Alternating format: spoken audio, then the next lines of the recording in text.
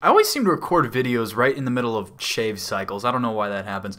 What's going on, everyone, and welcome back to the channel. And today we are going to be continuing on with more Season 1 Overlord breakdowns, getting into the next part of Volume 2. So this video is going to cover Episode 6 of Overlord Season 1, and this one was actually a little weird in terms of the content that they adapted from the light novel, because in the previous episode it was just straight up, in chronological order, the prologue and the first chapter up to the very end of the first chapter. But this one, it seems that they took different portions of the light novel and kind of mashed them. It seems like they're mashing things chronologically together in the anime that don't match up exactly to how they were in the light novel. And I'm pretty sure they did that just in terms of like padding the episode. Like, it was just basically kind of like a puzzle trying to figure out like what length of content would make a full episode, so they just kind of mixed and matched it a little bit. I don't think there's any sort of like context you're missing for the scenes that are displayed, but it was just, I just thought it was neat because it had me like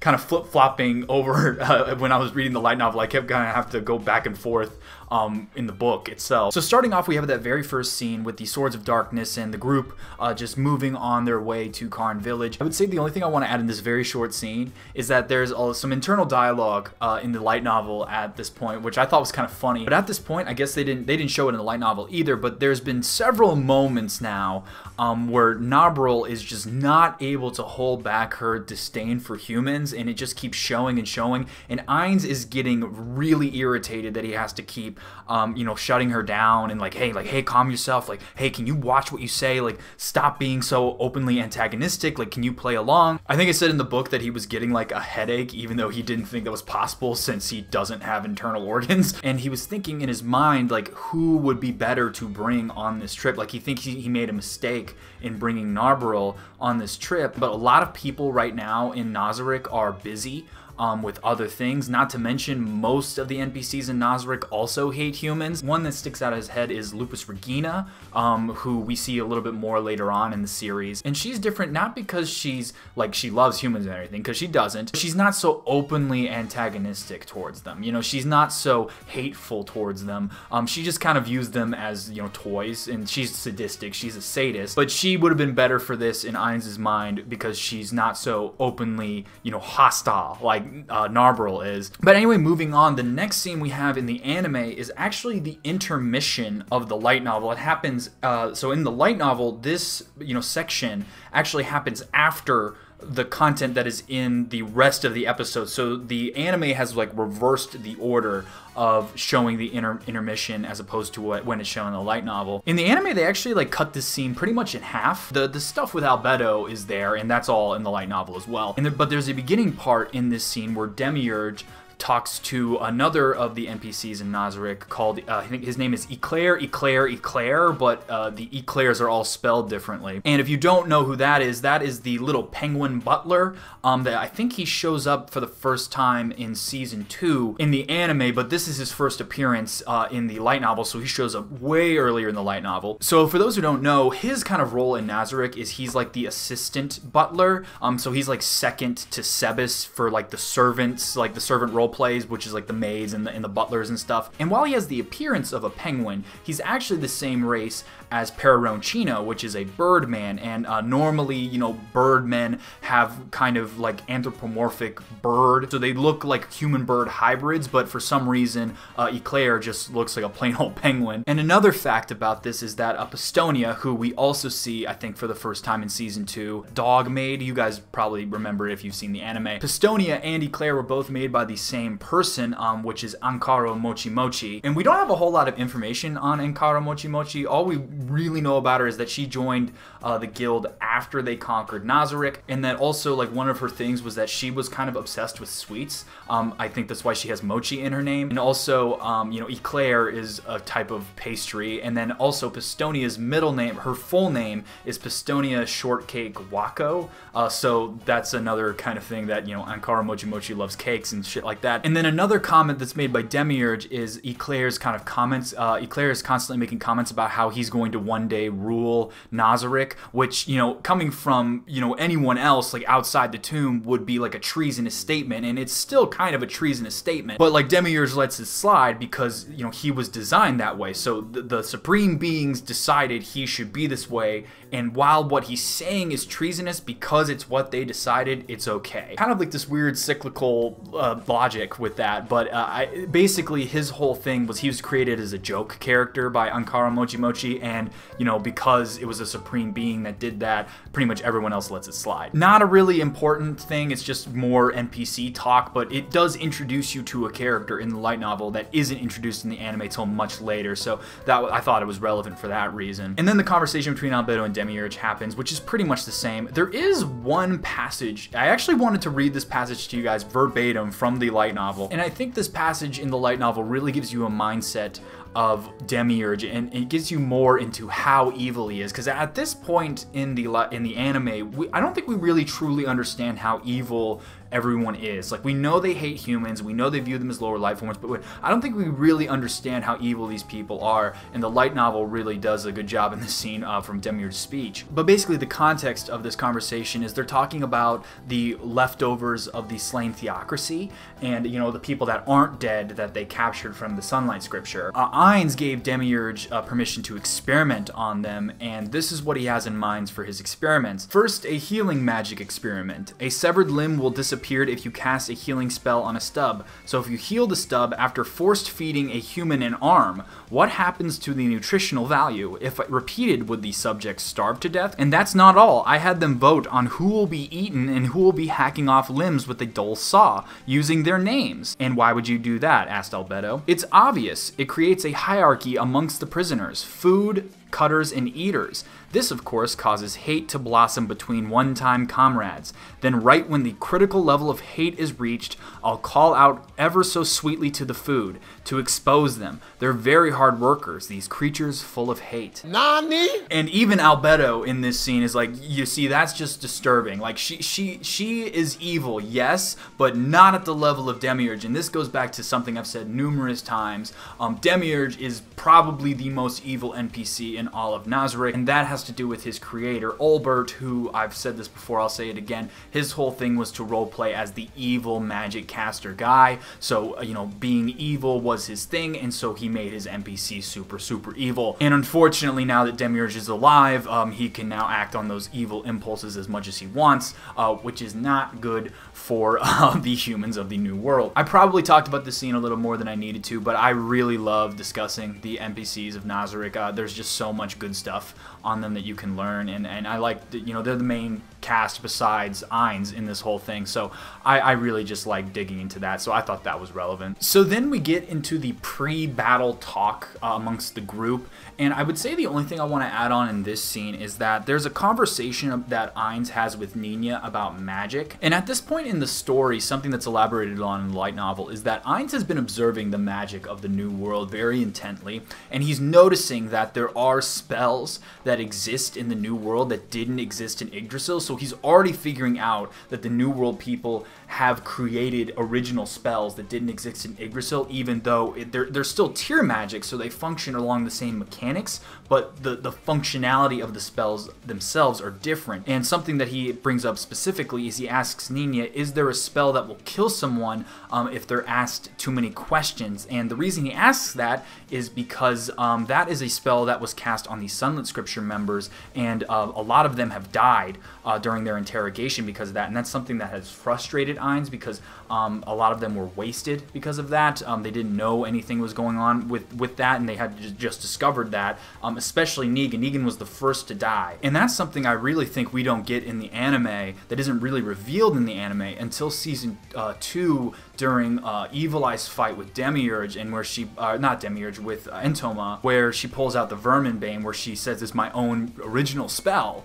Like, we pretty much get no information on that until that time. You know, that is another example of the inner dialogue, bringing up more information about the New World much sooner in the light novel than it was ever brought up in the anime. So then we get on to the encounter with the goblins and the ogres. Most of this is exactly the same, I would say. I guess we just get more dialogue, and I think something that is really valuable that we get in this scene in the light novel is more framing how ridiculous Momon looks to the rest of them. Like, it's obvious in the anime that they're very impressed with him, but they actually break it down a little more specifically. They talk about how he was able to cut through the ogre in one slash, and they're very impressed with that. But what they explain in the light novel is it's not exactly just cutting through the ogre in one hit that's impressive, it's how he cut through the ogre in one hit. They said, like, it's not impossible for someone to do that. Like, if they had a heavy enough sword, or if they had some sort of magic thing, you know, someone could do that. That's not impossible to do. It's just the fact that he was using one hand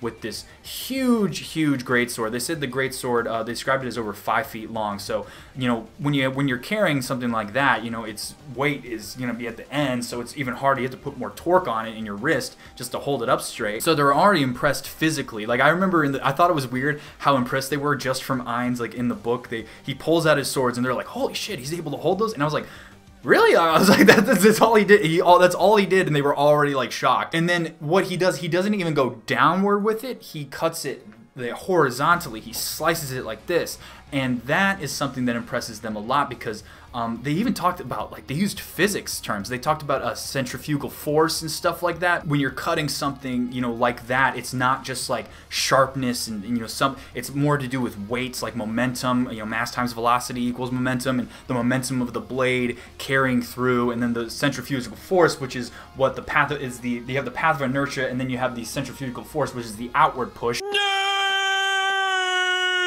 Sorry, I'm really nerding out talking about physics here. I don't know jack shit about sword fighting in real life. You know, I own a couple swords. You can see that sword right there or whatever. I don't know anything about it, but that was just neat to me that they're even taking the time to explain, like, the science of, you know, force applications in fighting. And that's just more level of detail we get in the light novel, which makes the world more rich and enjoyable, in my opinion. So then we go on to the post-fight conversation, and this is something, once again, you know, Ainz asks Nina, like, oh, you know, he's realizing this isn't like the game, because he asks Nina, like, oh, they don't just drop things like in a game, you know, when you would kill a mob or something, items would drop and you'd maybe get gold or something like that. And Nina's like, what? This isn't a game. This is real freaking life, and you know, this is how it works. And so this is just another thing that Ainz is confused on, because it's like, once again, certain things in this world operate like the game, but this isn't a game, this is real life, and it's just like more reality adjustment for Ainz that he's got to go through. And then we move on to that campfire discussion, and there's something actually I've failed to mention a few times that has happened in the light novel up to this point. In the anime they do it a little bit, because Nina mentions their sister, you know, a few times, but in the light novel there have already been several hints that Nina has like some sort of, you know, hostility towards nobility, and definitely has like something going on. Every time a certain topic is brought up, like there's a comment in the light novel about Nina's you know, disposition and stuff like that. Basically in the light novel there's more allusions to Tuare in the light novel that are in the anime. One of the bigger topics of conversation that comes up is the meaning of the Swords of Darkness's name. They give a little bit more of a description of the Black Knight, who was the wielder of the Swords of Darkness from the 13 heroes, and Ainz once again is, you know, he knows who the 13 heroes are, but he doesn't know specifics about them, like, so he doesn't know the members and everything like that. In the light novel they give more of a breakdown of what the swords were, and everything, and every one of the swords had like a different power. One had like an insta-kill effect, and the other had like a curse effect or something like that. Basically from that information, Ainz tries to make a Yggdrasil comparison to that, and from what Ainz gets from the information, he predicts that the Black Knight person could have been a Cursed Knight class, which is actually one of the job classes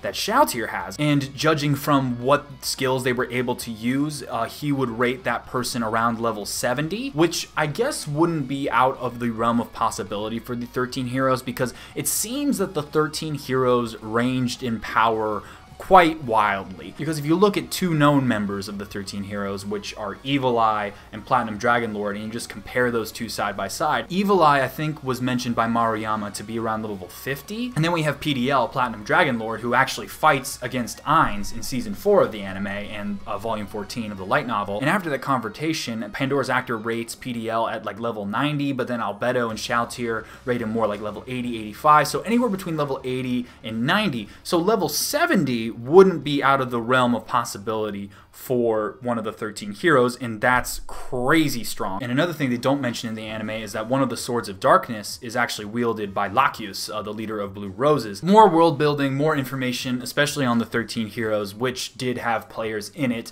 I don't think the Black Knight was a player, but there were players in the 13 heroes. I think there were 2. So anything about them is relevant to me. And then we have that scene where Ainz starts noticing their camaraderie, and something that's left out of the anime is that Ainz is actually very jealous of the Swords of Darkness, and he thinks about how things were with Ainz Ul Gon, the guild. In the light novel, they describe him, he's like grinding his teeth together, like he's actually like upset viewing these people and how happy they are together, and you know how well they get along, and he's just thinking about his guild, and there's like a lot of conflicting emotions because he's thinking about how happy he was, but he's also frustrated that they're gone. And there was another scene where Ainz thought about, you know, like the new world itself. He's enjoying the sights of the new world, and you know, camping outdoors and things like that. And that's something that would never be possible you know, in the real life back on Earth, because in I think it's 2139, by that point in time on Earth has become polluted to the point where you can't go outside without a gas mask on, and even then you don't want to spend long periods of time outside. So nature is a rare commodity in the world that Suzuki Satoru Ainz is from, so being able to enjoy the nature and, you know, natural beauty of the new world is something that you know, he's starting to think about. He even thinks like, oh, if I had come here by myself instead of with, you know, Nazarick itself, I probably just would have explored the world and just had fun doing that. And that's something that's made me think like, oh, would Ainz be happier if he was alone and he didn't have all these you know, responsibilities as the leader of Nazarick to lead the NPCs? That's something that I guess is kind of explored in the extra bonus volume of Overlord, which is the Vampire Princess of the Fallen Kingdom volume. In that volume, that's an alternate timeline bonus volume where Ainz is transported by himself to the new world, and that's kind of an interesting story. Another thing that comes up is Ainz talks about like he's comparing himself to the people of the new world, or at least the people from Riestes, because that's pretty much all he's interacted with at this point. He gets the vibe that the face he showed them, the illusion face, is considered ugly in the new world, and he says like, I guess that makes sense because everyone I've seen is beautiful. And obviously that's something that's open to interpretation, but like that's just an observation that Ainz makes, is that like these people just seem to be on average very, very good looking. From what I understand, the face he showed is basically just a generic, you know, human face. He modeled it after like what he knew from the real world, and what I think is it's just some generic Asian face, because Nabe is supposed to be Asian, and they say that Nabe and Momon are the same race. And comparing him to like Nabe, he's like way farther down the total pole than Nabe is, because, you know, Nabe was, you know, it's inhumanly beautiful. I just thought that was a funny observation about, like, I guess the standards of beauty in the new world. Then after all this goes down, we have another scene that's kind of cut up from the light novel. We have the ending scene with Clementine, and then a little bit more with Khajiit. This is actually 2 separate sections of the light novel that I guess they just mashed together. Doesn't really cut away from the, you know, it doesn't take away any of the context or anything to put them together in this episode. But we have that scene with Clementine and Khajiit, and really this just gives you a little more information on Clementine, and it just shows you how twisted she is. She does bring up her brother in the light novel, which is something she doesn't do in the anime. And if you guys are wondering, her brother is actually that gentleman that we see in I can't remember what episode, but it's in season 4, and it's between the meeting of the Black Scripture members and Red Drop and Blue Roses. I can't remember, I don't know that guy's actual name, but he's a member of the Black Scripture, and he's called One Man Army. He is implied to be more powerful than Clementine, and you can tell they're related just from the design of him. He looks a lot like Clementine. And then we have that scene with Khajiit, where we first see, I guess, the prelude to the skeletal dragons. We also get the goal of what Khajiit is trying to do. They do explain in the anime, but they don't really explain like how he's gonna achieve this goal. And so what he's trying to do is basically turn Irantail into what is called a city of death. And the whole concept of this is that stronger undead apparently appear when there's like a lot of undead gathered in one place, and then having those stronger undead around will make even stronger undead appear, and you know, it just keeps building on. So it's like a domino effect. And what Khajiit is trying to do is turn Irantail into a city of death using, this is called a death spiral, this effect of just undead building upon each other. And he wants to harness the energy that's created from the undead to achieve immortality. That's his ultimate goal. And as of right now, he's made something around like 150 zombies. Even with all that and the skeletal dragons, Khajiit says he only has about a 30% chance of beating Clementine. They have their little clash, and you know, Clementine's like, oh, I could probably beat that thing. You know, it's good against magic casters, but I could probably beat that thing. Khajiit's like thinking like, oh, whatever. He's kind of posturing, but then she leaves, and he's just like, oh man, like it's still probably only a 30% chance that I could kill her if it comes down to it. Their alliance is shaky at best, but it also goes to show you that Clementine is a significant threat in terms of New World scale. She is very, very dangerous, even to someone that has all the resources that Khajiit has. He's still, you know, she's still someone to be feared. But anyway, guys, that pretty much sums up the breakdown comparing Overlord Episode 6 to its content from the light novel. I would say there's some pretty significant omissions in this one, just in terms of background information and also with NPCs. I mean, anything with NPCs I view as significant. I always want to see more NPCs, especially anything about ex-Einzelgone players. I want anything with that. Not as faithful an adaptation as the last episode, especially because they were kind of chopping it up in the light novel, but I guess you gotta do what you gotta do when you're making an anime. So guys, what did you think of this week's breakdown? Did you learn anything? Let me know your thoughts in the comment section below. If you enjoyed this video and you want to see another breakdown, please hit that like button to let me know. And if you aren't already, please subscribe to the channel. It helps me out more than you know, and it lets you know when I post in the future. With that being said, I want to thank you all for watching to the very end of the video, and I will see you all next time. Bye!